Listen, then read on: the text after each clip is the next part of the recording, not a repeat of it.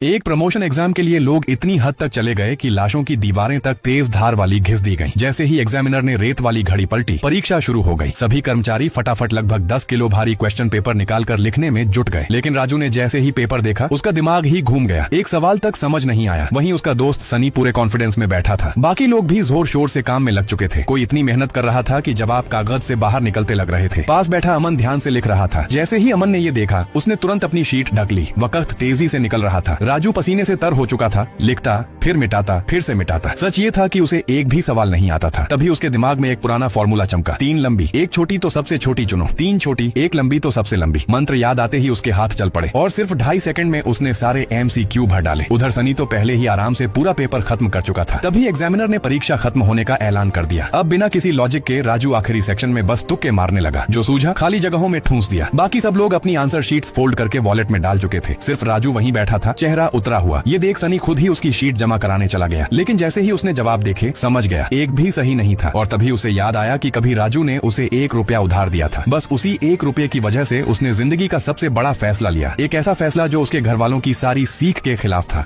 इस लड़के ने एक फल उठाया, उसे पैरों के बीच फंसाया और जुगलिंग करने लगा। उसके पापा के पास फुटबॉल खरीदने के पैसे नहीं थे, इसलिए वो आम से ही फुटबॉल की प्रैक्टिस करता था। बाद में उसके दोस्तों ने पुराने कपड़ों में मोजे भरकर गेंद बना ली। गली ही उनका मैदान बन गई। वो दिन भर फुटबॉल खेलते रहते थे। ऐसे ही उसकी स्किल्स तेजी से बेहतर होती गई। एक दिन वो छत पर चढ़ गया, सिर्फ रेडियो पर फुटबॉल मैच सुनने के लिए। लेकिन ब्राजील फाइनल हार गया। वो बहुत रोया। अपने पापा को उदास देखकर उसने कसम खाई, मैं ब्राजील को वर्ल्ड कप जिताऊंगा। अगले दिन वो अपनी टीम के साथ मैच खेलने गया, लेकिन उनके पास फुटबॉल शूज नहीं थे। जर्सी भी बेडशीट से बनी हुई थी। लोग उन्हें देखकर हंसने लगे। एक मोटे से लड़के ने पुराने जूते पहन लिए, लेकिन वो बहुत बड़े थे। चलना भी मुश्किल हो गया। वो गिरते पड़े। पहले हाफ में ही 4 गोल खा गए। सामने वाली टीम उनका मजाक उड़ाने लगी। उसे बहुत गुस्सा आया। वो दौड़ने ही वाला था, तभी उसकी नजर अपने पापा पर पड़ी। वो शांत हो गया। उसने बड़े जूते उतार दिए और नंगे पैर खेलने लगा। फिर उसने अपनी झिंगा स्टाइल दिखाई। दोनों पैरों से गेंद को कंट्रोल किया, डिफेंडर्स को चकमा दिया और गोल कर दिया। टीम वालों ने भी जूते उतार दिए। वो लगातार ड्रिबलिंग करता रहा, गोल करता रहा। हालांकि मैच हार गए, लेकिन उनकी कला देखकर सब ताली बजाने लगे। मैच के बाद एक स्काउट ने उसके पापा को अपना कार्ड दिया। 3 साल बाद वो सैंटोस क्लब में शामिल हुआ, लेकिन वहाँ का कोच यूरोपियन फुटबॉल का दीवाना था। वो उसे झिंगा खेलने नहीं देता था। उसके पैर जैसे बंध गए थे। वो खुलकर खेल नहीं पा रहा था। काफी समय तक एक भी गोल नहीं हुआ। एक रात वो निराश होकर निकल गया। स्टेशन पर वही स्काउट मिला। उसने कहा, झिंगा ही ब्राजील की आत्मा है, डरो मत, अपने तरीके से खेलो। वो वापस लौटा और इस बार कोच की बात नहीं मानी। उसने झिंगा स्टाइल अपनाया। पहले स्टॉप टर्न, फिर 2 डिफेंडर्स को छकाया, गेंद उछाली और हवा में उछलकर बाइसिकल किक से गोल कर दिया। वो फिर से खुद पर भरोसा करने लगा। कोच भी मान गया। फिर उसकी झिंगा आत्मा पूरी तरह जाग गई। 17 साल की उम्र में वो वर्ल्ड कप में उतरा। उसने दुनिया को ब्राजीलियन झिंगा फुटबॉल की खूबसूरती दिखाई। आखिर में उसने 6 गोल किए और ब्राजील को वर्ल्ड कप जिता दिया। यहीं से एक लीजेंड का जन्म हुआ।